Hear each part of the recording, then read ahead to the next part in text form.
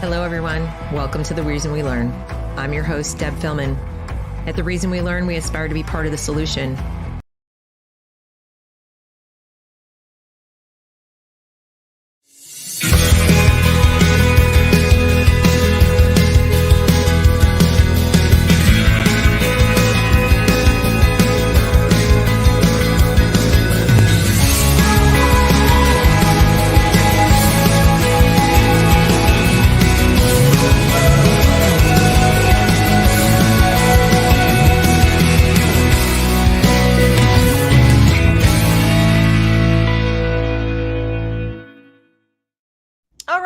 That was awkward, but they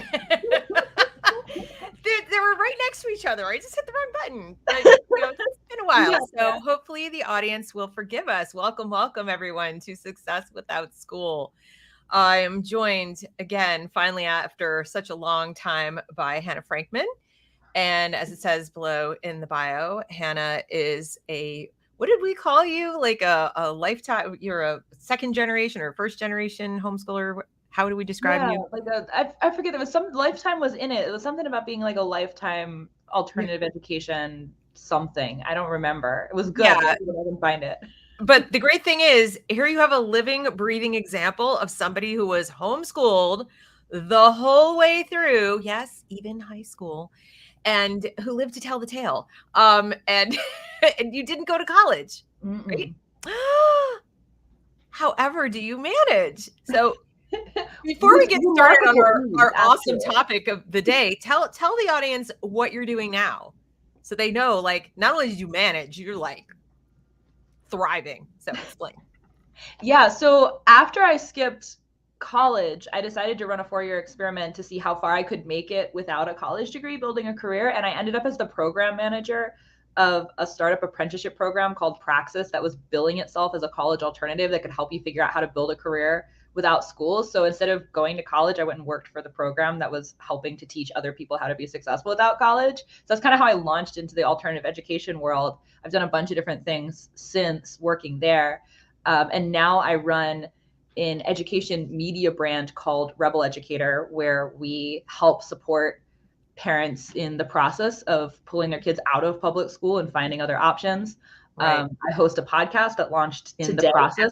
It's been in the works for many months. I'm super stoked about it. The Hannah Frankman podcast, where I interview people about education. We're probably also going to hit 100,000 followers on Twitter today. Wow. It's been a really big week for us. Awesome. I'm at Freedom Fest. Currently, that's why I'm in a hotel room. I'm speaking here this week about education. So yeah, I'm just like big in the alternative education space now. I feel like I got incredibly lucky. And it really wasn't all that hard to design a great education. It just required some bravery, really, to bust out of the system. And I feel so lucky for the path that set me on. So I just want to tell people about how easy it actually is to do this, because kids are being so underserved, and it's so easy to provide something that is infinitely better than the public school system and set them up for success. Absolutely. And I think now more than ever, I mean, everyone hates that phrase, but I'm just going to go ahead and use it. It's important for us to start talking about building. We've spent at least 3 years, some of us longer, but we've spent a long time talking about what's wrong, highlighting what's wrong with schools and with education and that education ecosystem. And what we've not really focused as much time on, in my opinion, and we should do more, is building. Now, I know you're doing that. I know that Carrie McDonald is doing it. There are different people who are really spotlighting the people who are out there saying, I'm done waiting for Superman. Superman's not coming. I'm going to do it myself. But what we decided today to talk about is one of the things that lately, at least since COVID, but I can tell you it's been going on for at least 14 years, if not more like 25, but 14 in earnest. And the last 6 or so, like ramping up to the point where we now have something called school-wide SEL, social emotional learning. And what we're being told as parents and just as people, as citizens, is this is the reason that all the failure, this is why the grades are low, the scores are low, this is the mental health. It all stems from mental health, and mental health is hurt because these kids are not learning what they call social and emotional skills. Things like managing emotions and self-awareness and problem-solving skills, conflict resolution. And all that stuff sounds good, doesn't it, Hannah? Oh, yeah. They're necessary for being successful in life. You do have to understand how to manage your own emotions. Of course. But the claim, it's one of those like sunk premises, is that these are things that are explicitly taught. So ironically, we don't explicitly teach math or reading. That's going to be inquiry based and discovery, organically discovered. But we got to explicitly teach people how to be people. And while in some cases that may be true. So for example, I hear this all the time. Not everybody has a mom like you. Nobody has a great mom or dad. So what do we do with them? Okay, true statement. Sun rises in the east, water's wet. Okay, lots of kids do not have a healthy environment where somebody is emotionally mature and, modeling these skills.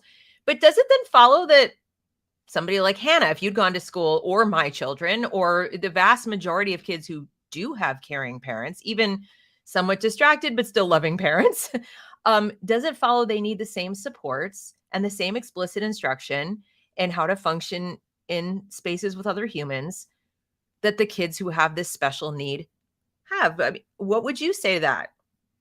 They absolutely don't. And I think this whole premise is very amusing to me for multiple reasons. So one is, I think there's a very fair criticism that does get made of the public school system, that it doesn't do a great job addressing people, as whole humans. It compartmentalizes them out into different boxes and subcategories and subjects, and then this very disorganized way. It's like, okay, well, now we're going to like fill this bucket with a bunch of science knowledge and this bucket with a bunch of math knowledge, and we're not going to make it super clear how these things interrelate. And so trying to address the problem of what do we do with a whole human? How do we turn you into a well-functioning, well-rounded adult is a necessary question to be asking. But you're going about it all wrong. And I think there are other alternative models that do a much better job of this. Like Montessori speaks extensively about raising a whole person and how they want to encourage self-direction and competence and self-reliance and self-efficacy just as much as they want to encourage the harder skills like phonetics and basic arithmetic. But they do it in a way that's not quite so trite, for lack of a better word, like, pulling it out of, like, separating out in the same way that they're separating out English and grammar and sentence diagramming and putting it in this bucket. Right. And doing it, like teaching kids emotional skills in that way, it's this very like sterile, divorced from reality way of approaching it. Anything curriculum wise that's coming out of the public school, we all know is very low quality to begin with. So, how helpful it actually is highly debatable.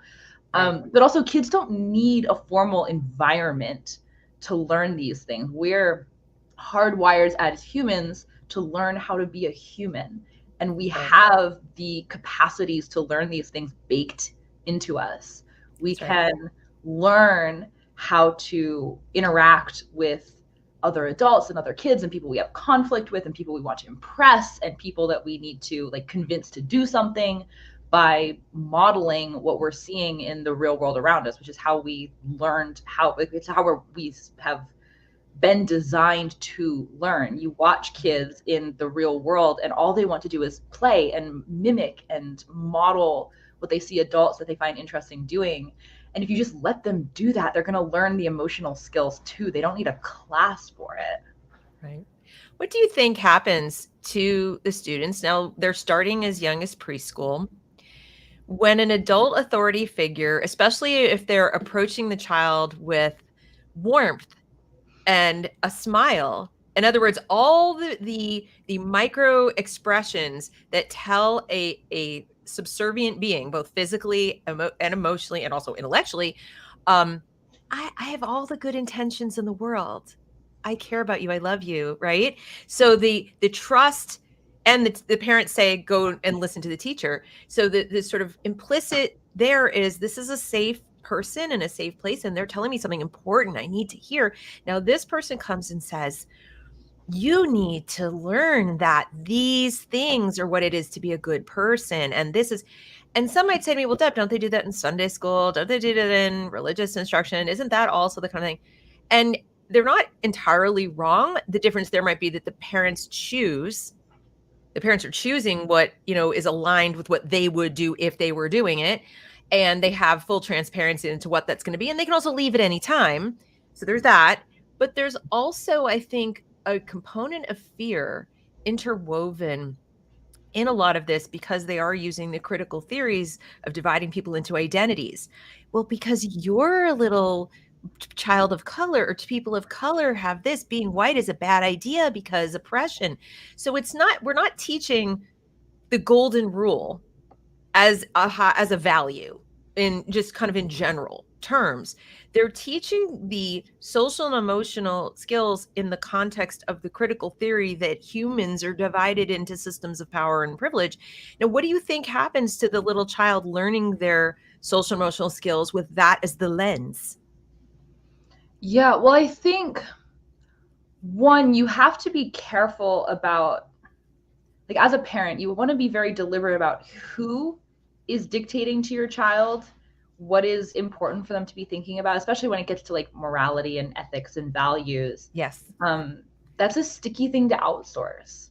And I think it's really easy to just assume that, something coming out of this very standardized system that we've all trusted for decades and generations is like a fair, safe place to send your kids and just kind of assume that, it's probably going to be okay. But like, first of all, do you even really want to outsource that at all? Like, do you want somebody else's morals and values to be the thing imposed on your kid, not yours and those of your more tightly knit community that you're choosing to engage with? But also, I think you also want to be careful, and this might be a controversial take in some circles, but I think you really want to be careful about how much you're dictating to a child what they should value versus engaging them in dialogue about what you value and why you value it, and asking them questions about how they feel about things to help them tease out the specifics of how they think about different aspects of the world, instead of just telling them, you should think this and this is how you should handle this type of situation. It's a lot more work up front to have the conversations with your kids. But if you want to raise kids who are critical thinkers and who have the rational faculties to make decisions for themselves, no matter what the world around them is trying to tell them to think, you kind of have to put them through that process where they start, the younger they start, the better, because the more comfortable they become with this as a way of being. Like this kid you saw this other kid on the playground being really mean to your friend. How did that make you feel? Like, what did you think you might want to say in that situation? Or, like, you came and told me about it. Why did you come and tell me? Did you tell a different adult? Like, why did you or why didn't you? Like, narrating through that with your kids. Like, did you think about maybe saying something to your friend about how, like, you think you're sorry that you saw this happen? Those types of conversations are really powerful for setting the framework for how kids process through things. If you're just telling them what to think, their default program becomes, when people tell me, like, when I'm in a situation and then someone tells me how to react to it, I just kind of assume that they're right. Versus when I am in a difficult situation, I think about it in these ways, or I process through it in these ways, or I talk about it in these ways.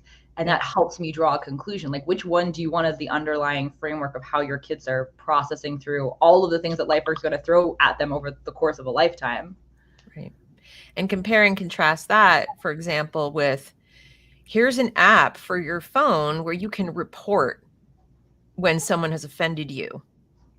Whether it's, they called you by the wrong name, dead naming so-called, and they didn't use your pronouns, or they looked at you strangely, or they made a comment on your hair braiding, or, whatever it is, where, here you can report them. And so to me, there are two messages in there. If you feel it is true, which is not necessarily accurate. And there's not a value in either trying to pick and choose, like what you just described. How do I, the real self-awareness, how do I feel about this, and why do I feel this way? And what is my goal? Like, is my goal to stop feeling this way? Well, I can do that right now. I don't need to involve anybody else. Is my goal to make sure that person doesn't do this to anybody else in the future because maybe they'll get more hurt? Is it to prevent escalation? Right. And these are sophisticated conversations that, I don't think they're being had, and it's difficult to have it 30 kids at a time because each child is an individual. They're different. Some kids water off a duck's back, whatever. Other kids are going to take this and run with it and become cry bullies. And there's a whole range in between.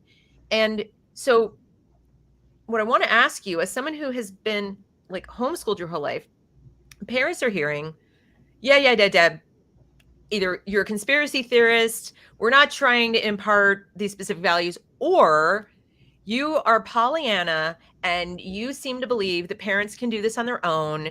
They obviously can't, as if to put all the blame for societal ills and antisocial behavior that has been on the rise, suicide ideation and suicide risk, which has been on the rise. They seem to be putting it all on the family, all on the parents. And the schools, we didn't do anything. What? But we're going to fix it. So you weren't in that system. You didn't have that education. And like, lo and behold, you're a very successful person and you know a lot of other people like you. So you're not a unicorn, right? I know a lot of other people like you. I mean, obviously there's only one Hannah and not everybody is, as successful in the same ways, but I know lots and lots of homeschooled children who are now adults, and even people who are older who went to different kinds of schooling environments that weren't like the traditional model, who have wonderful social and emotional skills, coping skills, etc.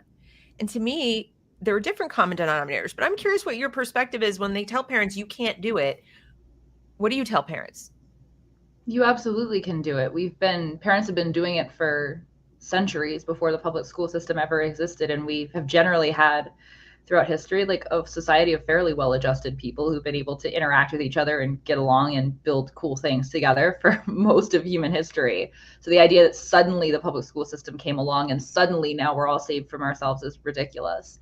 But also, I think that the idea, people love to bring up the myth of the unsocialized homeschooler. And I talk about this a lot on Twitter, and it's always a fun conversation to go incite because people have a lot of strong opinions about it in both directions. Yeah. But it's such a myth because homeschoolers are getting a level of socialization that is not possible in public school. In public school, you're lumped in a classroom with 4 cinder block walls, boxing you in, and you're with 30 kids who just happen to be born in the same zip code and the same birth year as you. And there's a teacher who's older and is an authority figure, and there's this perceived divide between people who are adults, who are in charge, and people who are children who are subservient to them. And then there are all of these complicated dynamics between the kids, where there's the mean kids and the shy kids and the kids with different interests, and there's the bully, and there's the kid who's kind of at the bottom of the pecking order. And there's this whole dynamic that is starting to emerge inside of this classroom. And then you have all these different classrooms that are interacting with each other inside of a school at large. But even then, in any given school, it's a handful of grades at most. So it's kids lumped by a handful of birth years. And so you're getting this very artificial environment within which to compete against each other, really, and learn how to socialize. And it's a level of artificial barrier to the real world that you really don't encounter anywhere else in real life. Maybe if you're on like a professional sports team, you're going to be lumped with people who are in the exact same age demographic as you. Besides that, there really aren't many career paths where you're lumped in with people exactly the same age and from exactly the same place. It doesn't make any sense.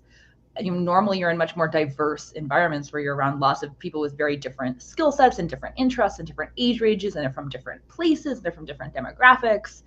And those types of social environments require a totally different skill set in order to interact with, because you have to be good at talking to people who are not like you and engaging with people who have a broader divide across which to find points of connection.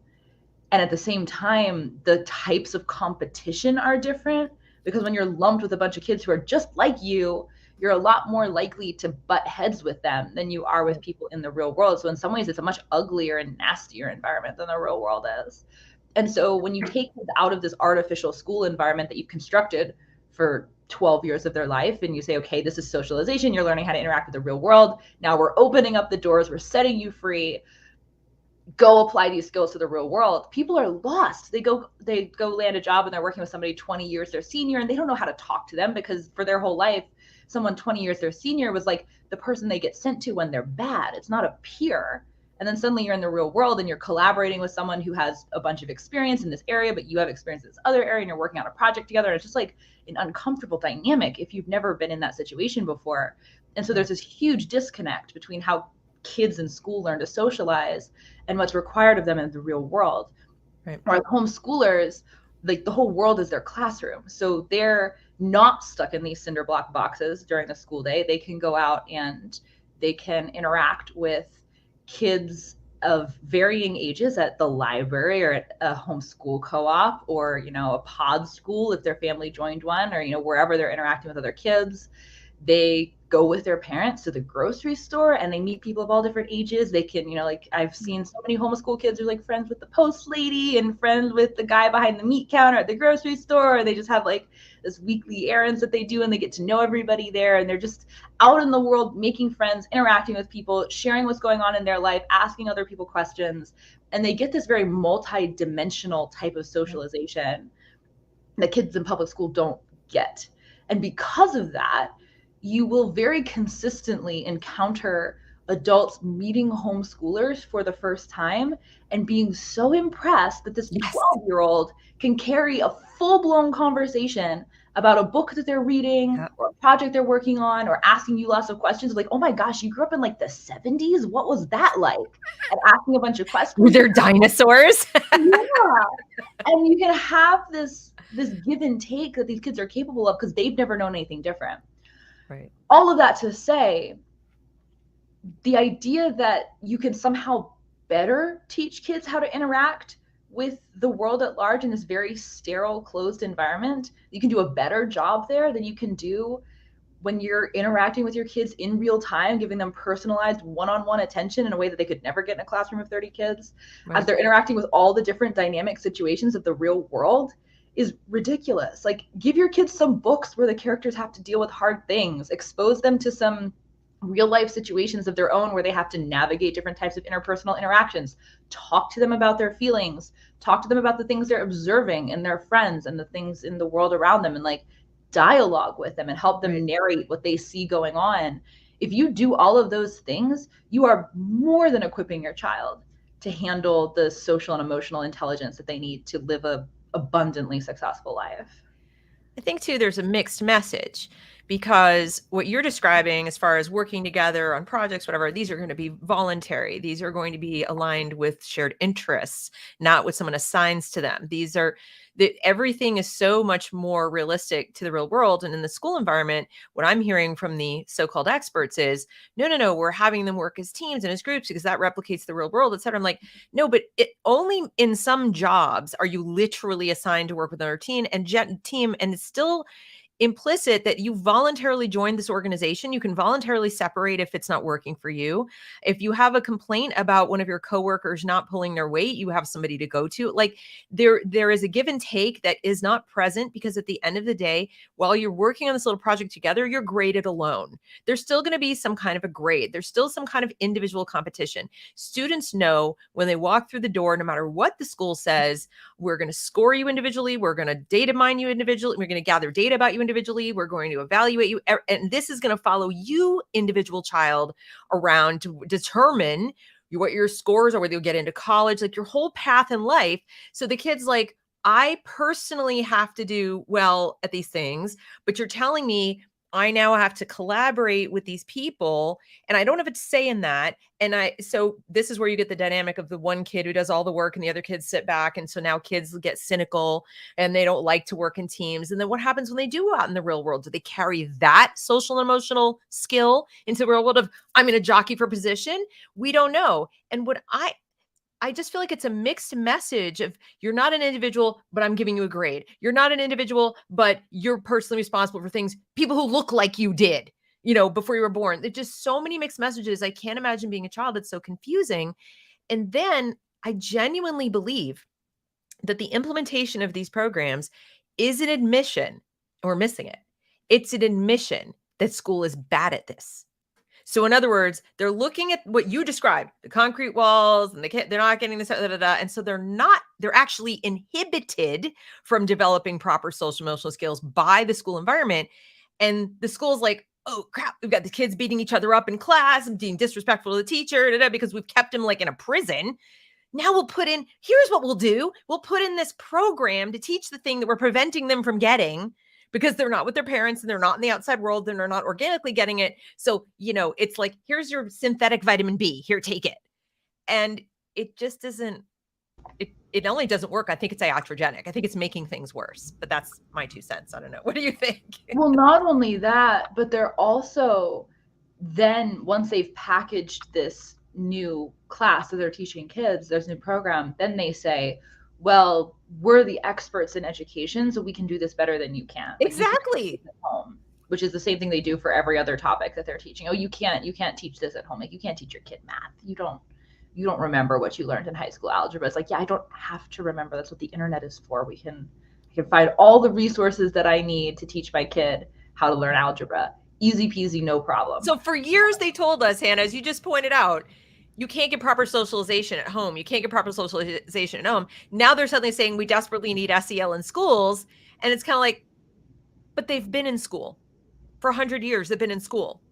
So if school was the place to produce these well-adjusted, amazing, socialized kids who would then go out and raise and produce more amazingly well-socialized kids, we wouldn't have, some kind of crazy percentage of people on antidepressants as adults. We wouldn't have as much antisocial teenage behavior.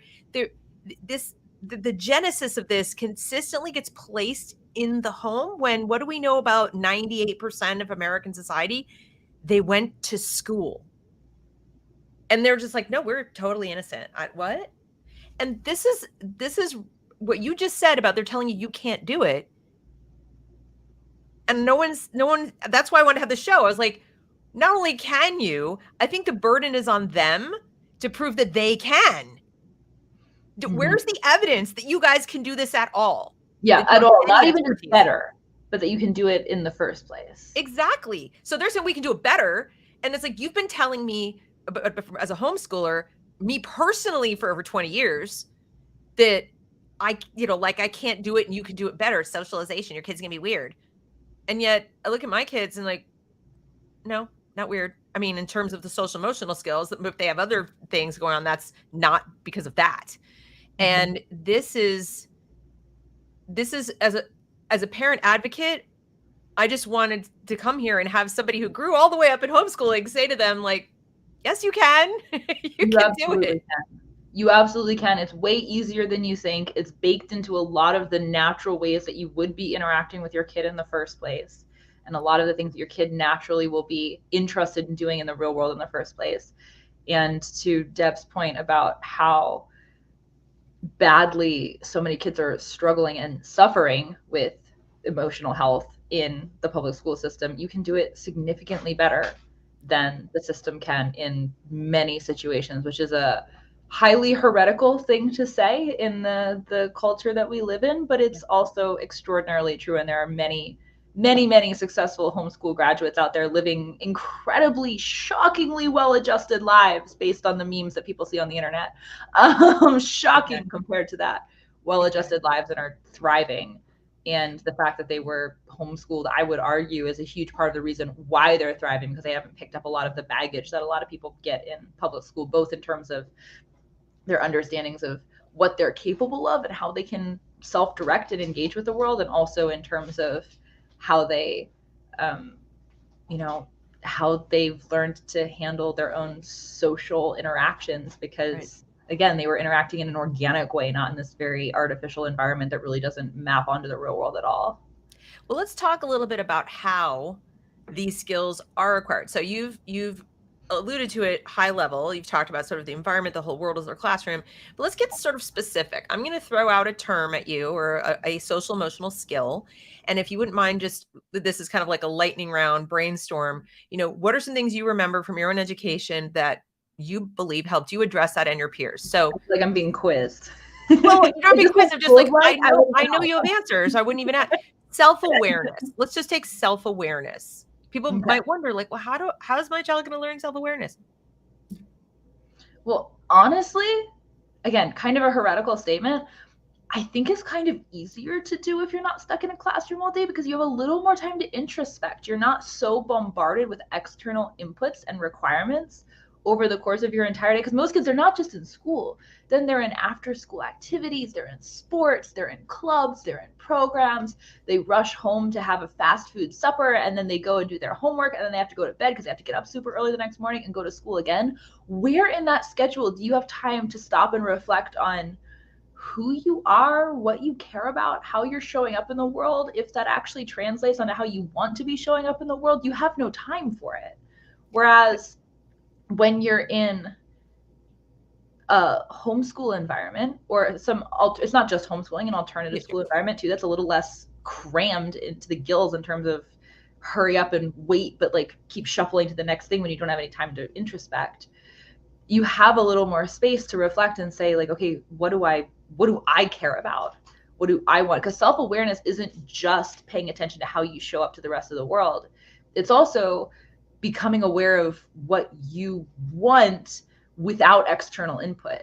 And most kids never get the chance of that. I think that's why a lot of people have quarter life crises, is because they've gone through this system where they've consistently been told, here's the next step. Oh, you kind of like this, you're kind of good at that. Why don't you go over here? And then they finally graduate from college and they start working in the real world. And all of a sudden they have this crisis of, I'm a significant portion of the way through my life already. I'm a full-blown adult now. Like, I'm on a trajectory that is going to require effort to redirect from.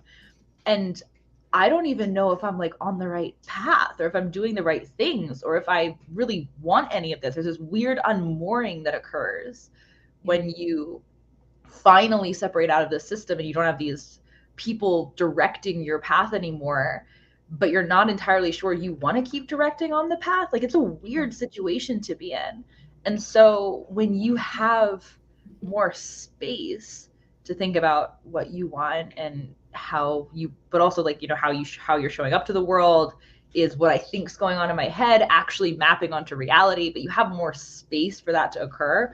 You actually learn how to do it in a way that I think a lot of people who can just sort of keep following the default path, keep just reacting to first degree inputs and just sort of adjusting course depending on what's hitting them from different places, they're never really challenged to do, but they also certainly don't have the time to do.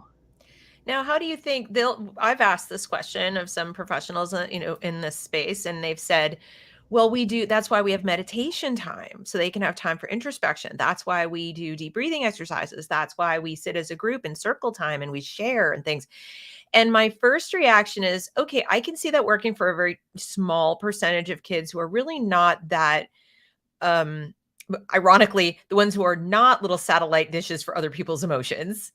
Okay, they're less empathetic. They might be able to cordon themselves off mentally and emotionally, be like, all right, I'm in my little zone and I'm meditating, whatever, which, by the way, is such a tiny minority of people, not just children. Now, I can only speak for myself, but if you ask me to please get in touch with my own thoughts in a room full of my peers where I have all kinds, and I'm, a kid, so I'm worried about my social standing, and am I wearing the right clothes, and I'm tired from last night, am I getting a good grade, and what's going next, and my friend passed me a note with some bad news.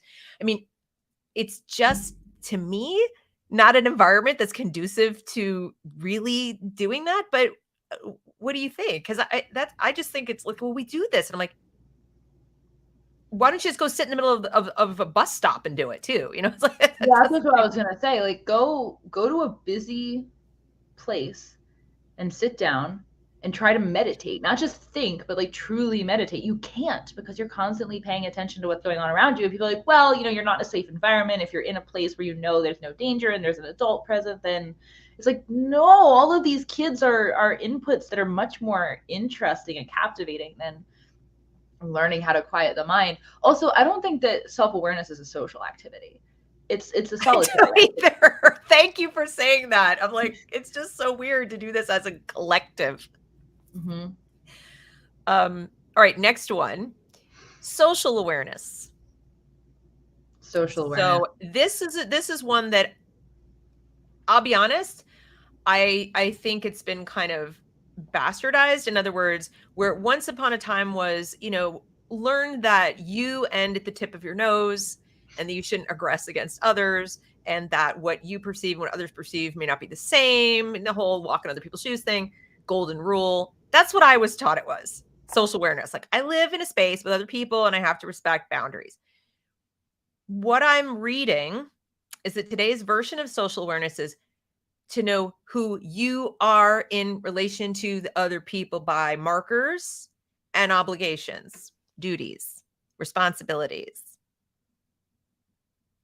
I have a really hard time with that version of it.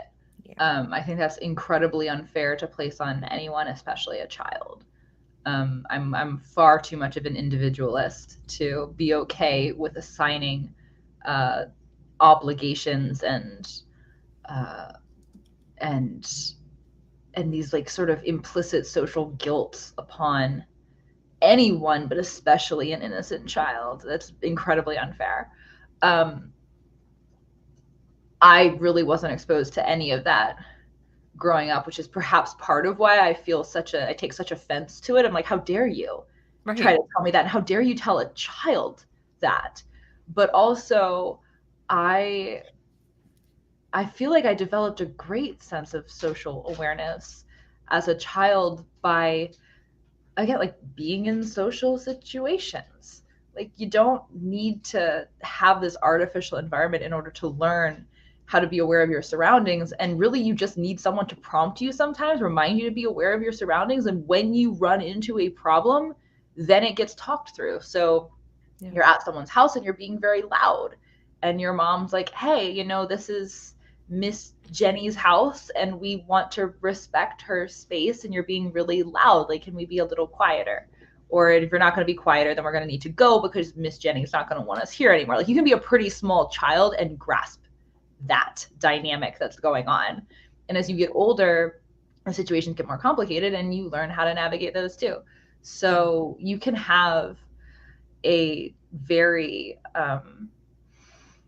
like a very robust set of social situations within which to like train your internal mental model on how to interact with people and how to perceive what's going on in different situations without needing any type of formal instruction on it. Like, I just went and interacted with lots of different types of people in lots of different environments. And I learned how to tune my own intuition to perceive how different people were reacting to me and kind of adjusting how I was showing up in the world to get the type of outcome that I wanted while still being true to, how I wanted to be showing up.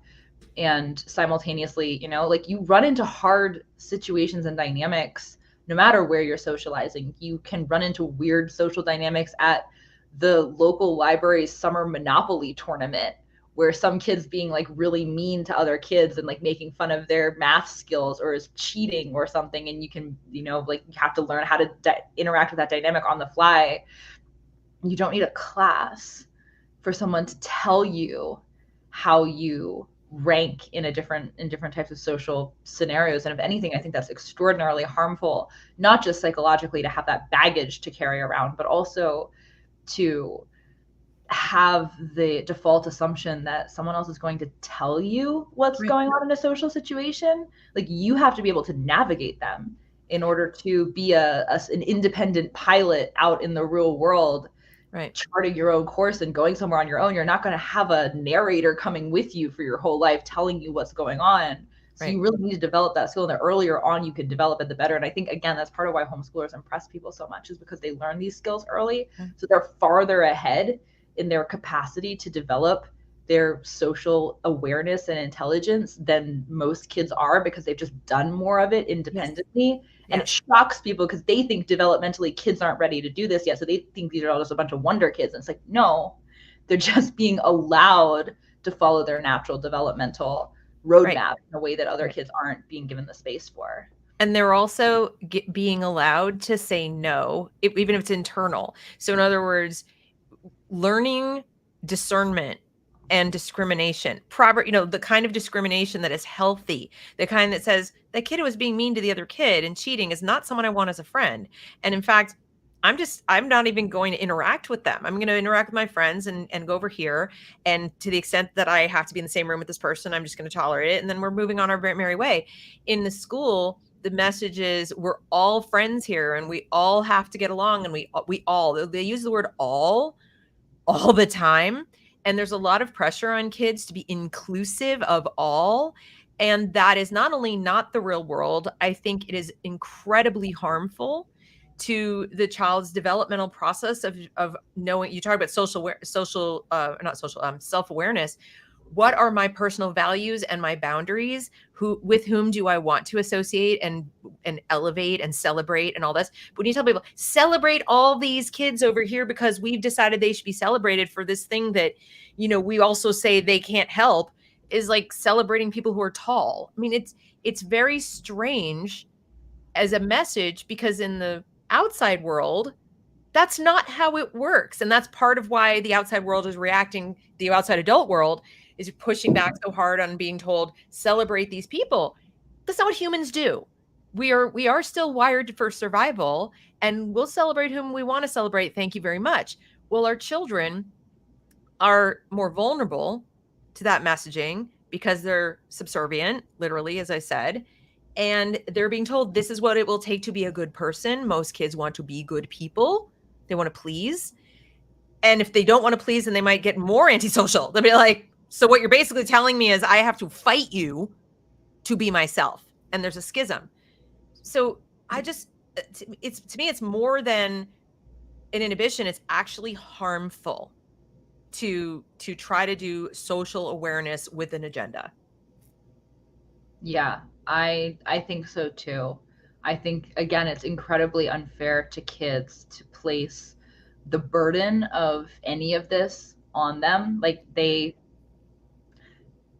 it just becomes emotional baggage. Exactly. And kids pick up enough emotional baggage on their own without anyone trying to inflict it on them, just by nature of being sensitive, self-aware creatures who, really want to show up in a certain way in the world, and they're learning how to navigate a lot of different types of situations in the world for the first time, and they kind of feel like they're testing themselves, where they want to know if they have the efficacy to paint a painting the way that they want to paint a painting, or to get the attention of the kid that they want to be friends with, or that they have a crush on, or to impress the adult who they see as the gatekeeper, the person who they want to have as their mentor, or the person whose approval they think that they need in order to, that they've somehow in their mind set that as the test. Well, if this adult likes my painting, then maybe I am good at this. Right.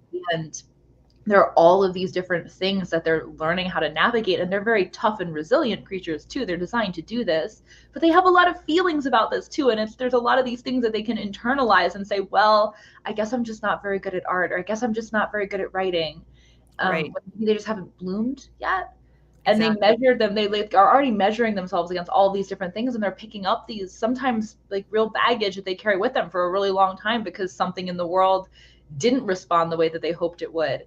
Right. And none of that's bad. That's part of the process of growing up. You have to learn how to navigate these things. But to inflict more of that on a child is incredibly unfair. And obviously I'm painting very broad brush strokes here. Sure. But I think it's an important way of thinking about it too, that, kids, they don't need us telling them things that they should feel bad about, or things that they should be like extra sensitive to, and how they're interacting with the world. They're already picking up enough of that already.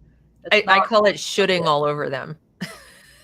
I think it's something we need to stop doing. But so we've done self-awareness, we've done social awareness.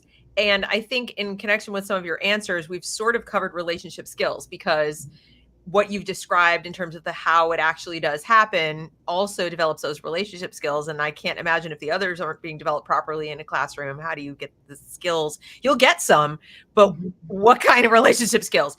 But then they have two others, and they call it self-management, but they often refer to it as emotional regulation or emotion management, etc. And sometimes they'll talk about conflict resolution, but it's all under self-management.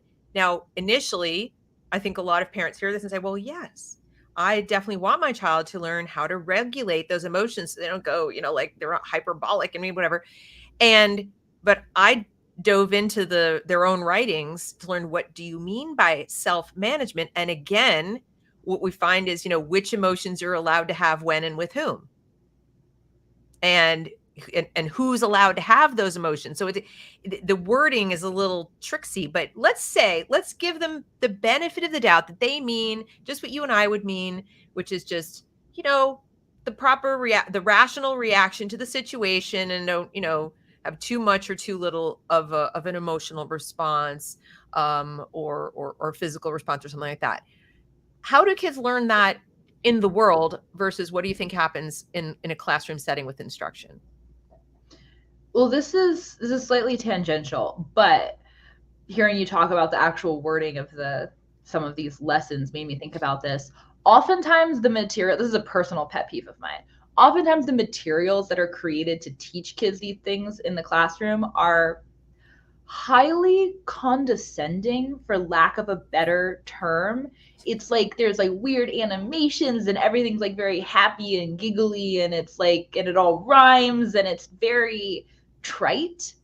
And I don't think that's fair for kids in general. I think, like, I remember being kind of offended by it when I saw these things as a child, when my mom was experimenting with different resources and she checked stuff out of the library. And I remember her showing me a couple of things that she wasn't saying this is any good. She was just saying, like, this is, a resource that a lot of people use. And I remember watching it and feeling distinctly offended that someone thought that I needed this level of baby talk in order to understand the concepts they were trying to communicate to me. I was already well aware as a relatively small child, early elementary school, that I had a functioning cognitive capacity to make sense of things, and I wanted to be challenged with complex ideas, not condescended to in a sing-songy voice that was intended to keep me, I don't even know what, very placidly entertained. So I would listen to what the adult wanted to tell me, even though it was like a very big, boring topic, but we're going to make it fun. Like, it just irked me. Yeah. And I don't think that I'm that unusual in being able to comprehend that I'm capable of more than that. I think a lot of kids are. And so, one, I think that you really have to be careful about babying kids through big emotions. They don't need baby talk to help them understand it. They're already feeling the thing. That's right. They're already experiencing a very broad range of emotions that would, like, flatten an adult sometimes. And they're feeling them on a big scale, and they don't necessarily know how to ride all the waves because they haven't ridden them enough times to develop the capacity for that. And so I think instead of needing to, like, baby talk narrate that, I think these kids deserve some respect for that. It's like, wow, you're feeling some really big emotions, aren't you? Like, that was really hard. Or like, it's really tough when your big sister gets to do this thing that you can't do yet. Like, that is really hard, isn't it? Like, I think they need some reflection back to them that what they're feeling is seen and it's valid and it's understood by another person. And when you're young, especially, and you haven't developed all of your own moorings yet to hold yourself anchored, even when you're experiencing these big things, it's very easy to get completely swept up by them, which is why kids, they break down, they cry, they get really upset because they don't know what to do with all of this yet. So having an adult help you establish some of the moorings of saying, this is, like, that was really hard, wasn't it? Or like, that's like, you're really sad about this, aren't you? I think that helps. And then talking to them about it. Yeah. Narrating through it with them in a way that honors the depth of the emotion. And it's not just like, well, when we're sad, we do. I don't even know what these materials say, but I'm sure it's not good. What I'm seeing is there's very little distinction between rational emotional reactions. So in other words, if somebody's truly bullying you, like calling you horrible names and picking on you or pushing you or shoving you, whatever, it is a rational thing to get angry, to cry, to get hurt, to be stubborn, to be all kinds of things. That's actually rational, right? However, somebody who just looks at you cross-eyed or accidentally uses the wrong pronoun or believes something different than you believe, they just exist in space thinking that Trump isn't evil, let's say. Okay, this happened in my daughter's charter school. That's why I bring it up all the time as an example of the extreme that we've gotten to, where a kid who simply overheard a conversation where something somewhat positive was said about the ex-president drove him into a frenzy of rage where he was threatening violence on these other middle school kids.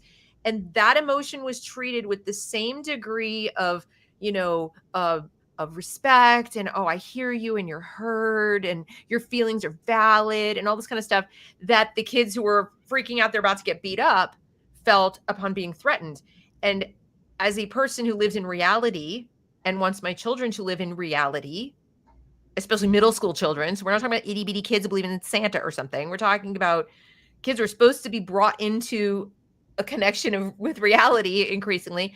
I think that is wrong. I think it's wrong. I do think adults have a responsibility to, if children are being literally hyperbolic, the way you put it in the very beginning of the show, I think was great, to say, okay, you're having a very strong reaction to the situation. Let's talk about that. Why is that? They didn't actually hurt you. Not to make fun of them, to say, are you okay? Did they physically touch you?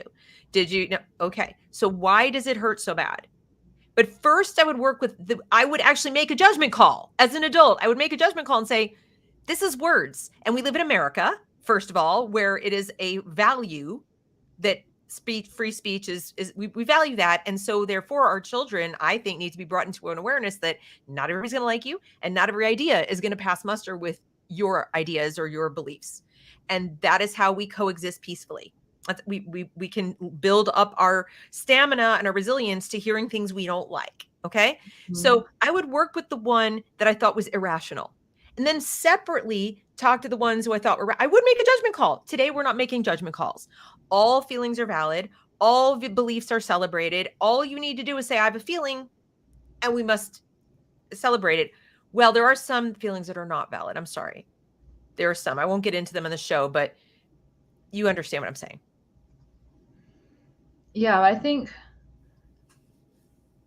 that separating out also, like, okay, you're feeling this thing versus like, do you need to take action on it, is also really important in teasing this out. And I think, for me growing up, I just got a lot of dialogue about it, like, and that paired with a healthy understanding of the real world implications and consequences of how I was feeling and what actions I took on them, like, you get a pretty fair baseline pretty quickly on, because there's two sides to this, right?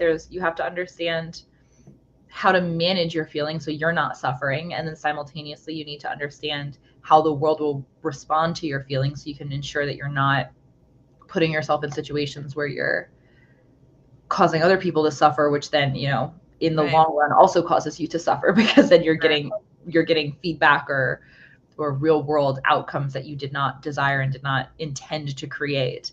And so learning how to mitigate those different types of suffering that can stem from having big emotions and not knowing what to do with them, like a healthy balance of dialogue plus seeing real world implications of things happening, like, that'll give you a pretty fair baseline pretty quickly for navigating the real world. You don't need a curriculum in order to learn that.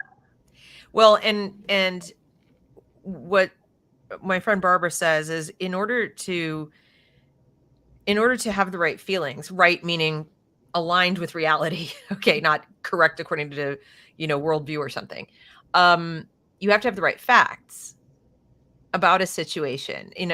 Otherwise you could call off and get angry about something that doesn't even, you're angry about nothing, or you're sad about nothing. And I think all of that then feeds into their next thing on social emotional skill or social emotional learning, which is responsible decision making. How can you make responsible decisions if all the components of thinking that would lead up to making a responsible decision are faulty and they have been validated while being faulty? So you never had them checked. You never had them, what you talk about in homeschooling, you're against the real world. You're actually being checked by reality all the time, even if it's your parent. So you said your mom dialogued with you. That's her checking what's going on against the reality in which you were in that moment. And then if you were out in the world with other peers, you probably had to do it, or other peers were doing it, but you're getting this feedback. It's interactive, and you have to respond like, does this match? And is this working? And like you said, it's a much more organic process. With this inorganic process, and now that you make responsible decisions, once again, I went to the words, because I thought, what do they mean by responsible? Maybe they mean something different, because I don't see how you do that with all these other things. And then I looked into it. And, oh, of course, responsible means obligated. So back to the beginning with this self-awareness and social awareness, it's all about the individual in the collective, the individual in relation to all those people in the school who the kids are told are representative of the real world, avatars for groups in the real world, whatever. And they have no reason to contradict it. They don't, or if they do, now they're in this weird triangle with home, where it's like home says one thing, school says another, and there's me. So what's your take on how kids learn responsible decision making when they're not in school? So I've just described it sort of this potential toxic soup. What's the good news about not being in it for responsible decision making? Well, I think it's very simple.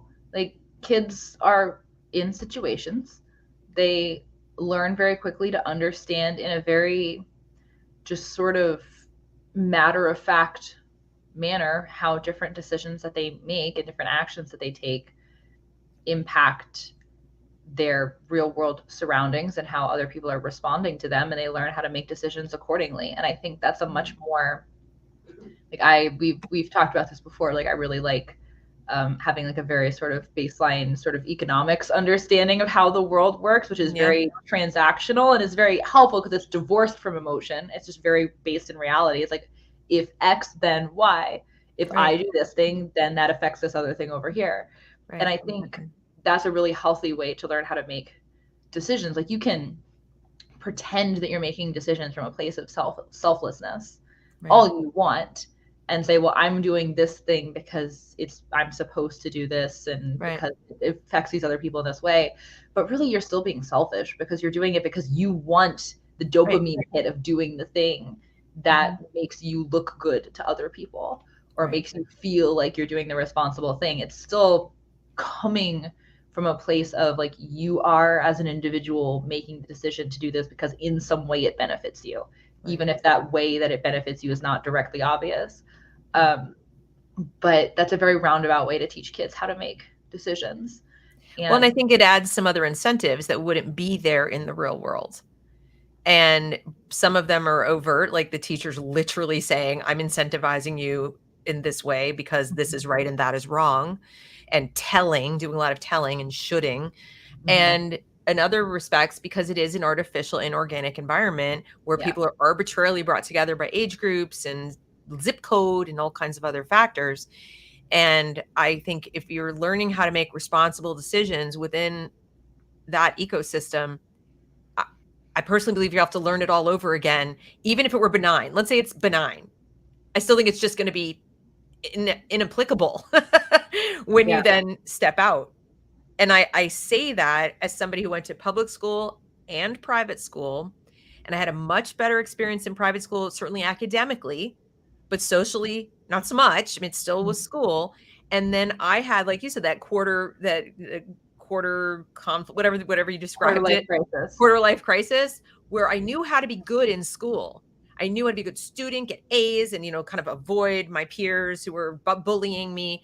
What I didn't know how to do was take what I was good at, translate it to the real world, which operates and values and rewards very, very differently. And I certainly never had the opportunity to learn better social skills. All my social skills were, how do I avoid getting beat up? How do I avoid getting, bullied and made fun of? And okay, I survived. Yay! I haven't offended anybody, and I survived, and I made it through, and I graduated. But now I've got to go into a job and have people not think I'm antisocial, I'm shy, I'm arrogant, whatever they picked up off me that wasn't true. But that was the face, that was the mask that I put on to survive. And so I don't know what kids are doing over there to do, but that's without people even meaning to teach me SEL. Like there was no formal SEL. That's just the environment of school on one individual. I'm anecdotal. There are other kids who had a great experience, but I guess this is all to say that what you said earlier, that you can do it better, that parents, home life doesn't have to be parents. Okay. It could be grandparents. It could be aunts and uncles. It could be your little community, can do it better. And here's another twist. Tell me if you agree with this. The kid can do it better for themselves. So we tend to think of the child as, first of all, tabula rasa when they're not. It's probably a little closer to 50-50, but I don't know the exact breakdown. Secondly, we forget that these individual beings who are born with personality traits that are inborn and so forth with historical evidence, they've overcome tremendous hardships, wars, slavery, all kinds of things, and have gone on to be amazing human beings. And I think our dialogue today in our society about SEL leaves the kid out of it completely. They're just an empty vessel into which either parents in church and synagogue and so forth are going to pour the skills, or school is going to pour the skills, and who they're duking it out. Who gets to do it? And the kid's like, how about me? Could I be involved in this process? Could I like decide what I want to take from you and not take from you, and what I would take from you and not take from you? So we're missing the power of the individual child to learn these things on their own, even if their parents are kind of checked out. This assumption that if your parents are not great and emotionally mature and intelligent and well-educated, whatever, oh, you're lost. It's all hope. All hope is lost. It's false. I don't know. What do you think? I'm making statements. I'm really asking questions, but react. Well, I think you're actually hitting on one of the things that I wanted to make sure that we covered here, which is that kids are highly capable. They're capable of a lot more than we give them credit for. And they are already hardwired to pick up a lot of this stuff. They don't need someone to teach them all of it. It is helpful to have an adult who has the kid's best interest at heart, who can help them navigate these big emotions that they're feeling and these big life circumstances that they're finding themselves in, and help them learn how to navigate them, be a sounding board, ask them questions, hold them accountable.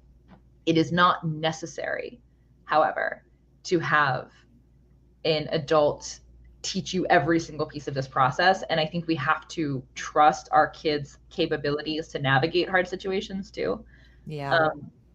And to, we need to trust their individuality a little bit too, which is part of why this, very collective understanding of social interactions is very bothersome to me. Like, yes, you are in a social environment and you do have to understand how the collective is interacting and what factors are at play. Like, it's useful to know how to navigate that, but you are an individual and you need to figure out how you want to interact and fit into this ecosystem as an individual and what outcomes you want, not just which ones someone told you you're responsible for. I think it's really unfair to tell kids that, and really dishonoring of their potential to not encourage in them this very individually empowered way of looking at the world and saying, like, I am an entity with a lot of capabilities and a lot of potential and a lot of different ways that I can interact with the world. What do I want to become? Yeah, exactly. And I want to, I think I would be remiss if I didn't share where I'm getting this information. Because we've been talking about all of it. I know some of my audience has already seen this, but just in case somebody trips along this show and is like, what are you talking about with SEL, these social awareness, whatever. CASEL, the Collaborative for Academic and Social Emotional Learning, is sort of the main clearinghouse for all of this stuff. You will see in districts other companies who take this CASEL 5, this framework, et cetera, and they make products to deliver on whatever they call this thing. They're trying to have it be school-wide. It's going to be a multi-billion-dollar business very soon. And in this country, we spend a lot of money on it. So I want to just very quickly show you. So here's an example, as Hannah was saying, of the kinds of videos. This one is more aimed at adults, but it's still, if you were to go and watch it at the CASEL website, This one is aimed at adults. Oh, right. okay. So it's just so, I mean, the idea is to infantilize the parents and the teachers and the adults involved in this process. They're like, you need us. This is what, we're going to help you. Okay. Then they talk about how school districts and states use CASEL's framework to foster knowledge, skills, and attitudes. They want to foster attitudes. That's your first clue. There's an agenda across 5 areas of social and emotional competence. So the fact that they attach competence rather than skill is not objective. When you say competence, there's some subjective measurement, a rubric somewhere that somebody has decided what competence is in these areas, as opposed to a skill equals we've reduced this number of bullying incidents and that many suicides. Okay, I'm not seeing that. So establish equitable learning environments. Again, subjective term. What do you mean? I have no idea. Neither do most people, but we just gloss on by. That sounds nice. Okay. And they say they provide the foundation for communities to use evidence-based. Now, here's the thing everyone needs to know about evidence-based. Not only is it a buzz term that doesn't necessarily relate to double-blind studies and research and so on, they've done most of their own research. And when they say things like studies show that students with better social and emotional skills do better in school, they're taking credit for what Hannah's describing. They're taking credit for what parents are doing, what churches are doing, what synagogues are doing, what communities are doing. So the students who come to school who have a pretty good network do better academically, and water is wet. We know that, but that it does not then follow that they can package that and deliver it in a classroom. And these are what I was referring to with this wheel of the self-awareness, self-management, all this stuff. And again, if you read through here, they talk about how SEL can help address various forms of inequity and empower young people and adults to co-create thriving schools and contribute to safe, healthy, and just communities. That is obliging young children to solve adult problems, not pursue their individual path. And so the message that parents are getting, by and large, from their school boards and other people who are trying to enter into contracts to buy this stuff is, without us, this will not happen. Without us, they won't have these skills. We're not going to define for you what they mean to us, but and without us, we are not going to have thriving communities that are safe and so on. Lots of sunk premises. So I just wanted to show that for the context of this conversation. I hope that was helpful. Also to you, because you've been speaking about it and being homeschooled. Hannah didn't have to go through this. Are you glad? Oh my gosh. Yes, I am glad. Yeah.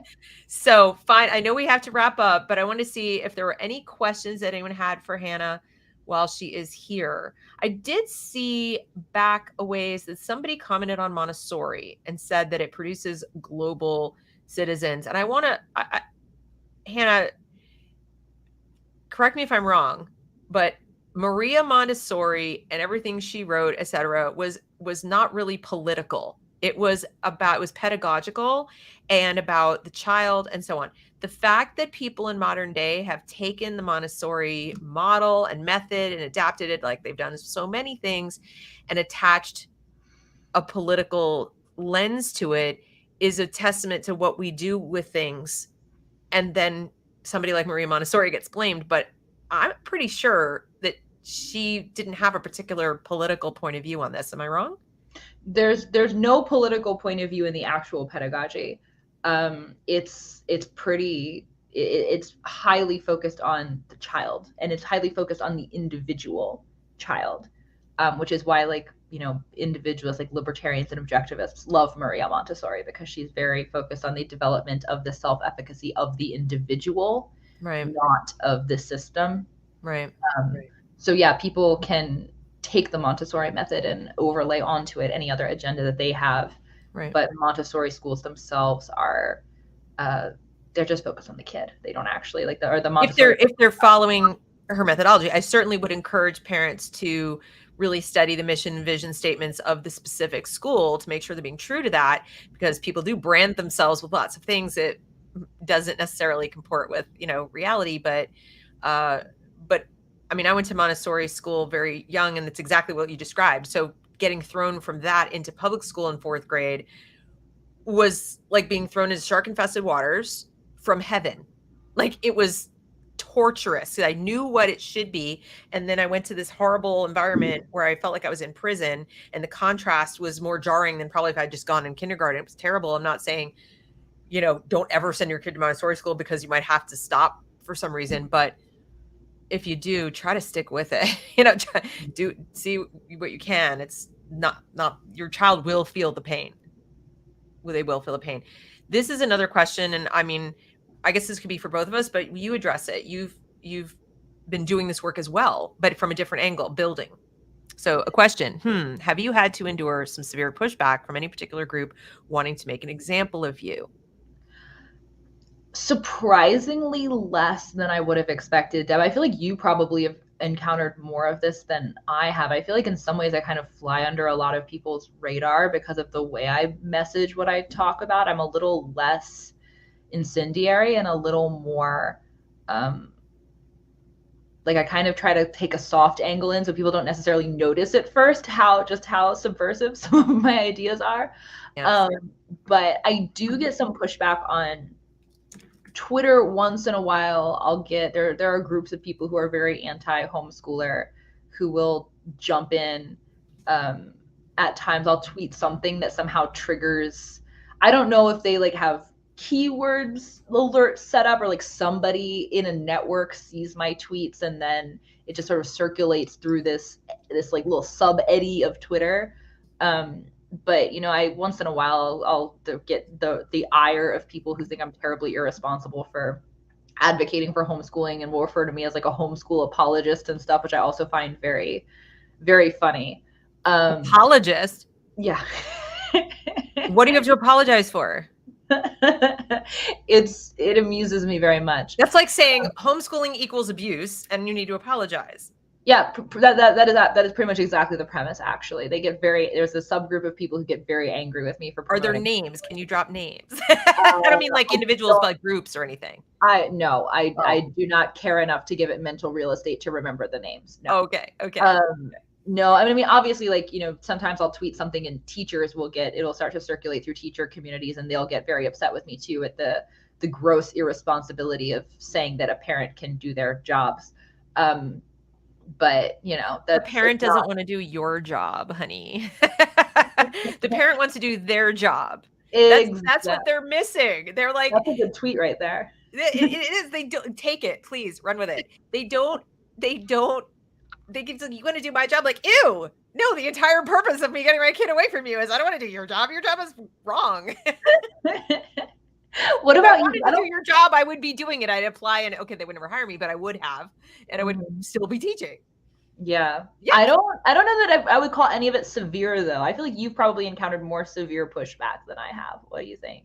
Yeah, I mean, in recent weeks, because I spoke at Moms for Liberty, I'm a Nazi. I'm a Jewish Nazi. Did you know? I'm a Nazi. I'm a conspiracy. I'm a crazy lady. I'm a conspiracy theorist. I ranted about SEL. In point of fact, for the audience, if you're curious, what I did was what I just showed you. I didn't talk about SEL itself in this level of depth. What I did was try to teach parents how to ask questions again about any pedagogy. So I told them there are basically 5 questions that you should be asking about anything that someone wants to do with your child. And they are, according to whom, why them, who benefits, how do you know, and what if you're wrong? Who's accountable? So these 5 questions in any particular order, somebody throws something at you like, well, children need to learn, SEL so that they will have, these skills. How do you know? What was the impetus? Can you show me the data that said that this was necessary and it was necessary for you to do? Why you? And like, according to who gave the data and what? And if you keep asking these questions and you keep not getting adequate answers, that's red flag that something shouldn't be done to your child, whether it's pedagogy or medical care. It doesn't matter. It's your baby. If you don't start asking questions about why and how do you know and what makes you better than me, then you get what you get. This is why we are where we are, because we're like, oh, white lab coat, PhD. I don't have those things. And that's not the metric you should be using. It either makes sense or it doesn't. I told the parents in the audience, I said, yes, I have a master's degree in education from that little school down the street, University of Pennsylvania. I said, but do not listen to me because of that. That makes me, least qualified. That's not the qualification. Listen to me because I make sense. Listen to me because what I say goes in your ear. You can process it, conceptualize it, and say, I get it. And if it doesn't make sense to you, then ask me questions. But don't take my word for anything. And that should be your attitude going forward with everything to do with your child, my videos, my content included. And instead, they left all that out. They left all that out and said, she envisions a deep, dark conspiracy where they have an agenda to turn all of our kids to the left or whatever. And I'm like, well, they do. But anyway, I'm kidding. And I'm not kidding, really. But yes, I've gotten it. But at this point, when I get that kind of pushback, this is for you and the audience, and because you're busy launching a podcast and you may find yourself in a position someday, you never know. Take it as a compliment. If you are getting that level of notice and the press is paroxysms of hate, you're doing something right. You've hit a nerve. Oh yeah. Otherwise, it wouldn't bother with you. Oh yeah. I definitely feel that. Very important. So tell everybody about this new podcast. I want to make sure that we get people listening to it. Thank you. What's going on? When, how, what? Yes, podcast launched today, which is super exciting. It's been a few months in the making. I have a bunch of episodes recorded that I'm super excited to share with people. I put the Twitter or the YouTube handle in my little description right here. So you can find me at the Hannah Frankman podcast on YouTube. I'm on Spotify, Apple, everywhere that you listen to podcasts, you can find me. So please check it out. If you feel so kind, leave a rating or a review, since that's super important when a podcast is first getting started. And then also, as most of you probably already know, I'm super active on Twitter too. So you can come hang out at You're rebelEducator. up to like almost 100,000. You're up to almost 100,000 followers now. Yeah. That's awesome. That is so awesome. I mean, the way I discovered Hannah way back was just her tweets, seeing these tweets from somebody named rebelEducator. I'm like, stuff is amazing. Like, you were nailing it, like everything about the building side of this. It was like food for the soul, because I've been sitting here talking about the negative stuff, and I really want to focus people back on alternative solutions. So the final conclusion of this show is absolutely you can do it. You can do it better. You were doing it all along.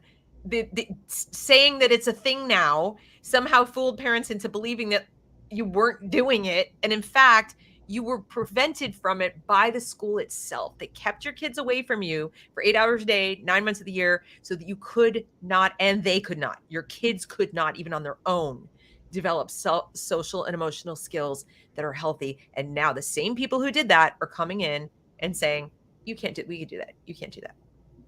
Don't believe it. You can do it. So with that said, any final words? I don't think so. It's just been fun. It's been too long since we've done one of these. I know. Anytime. We're welcome back. Anytime. We should do more. And I'm really excited for your podcast. So everybody go follow it so you can get every episode. Thanks so much. You're so welcome. All right, everyone. We'll see you next time, and have a great day. See ya. Bye.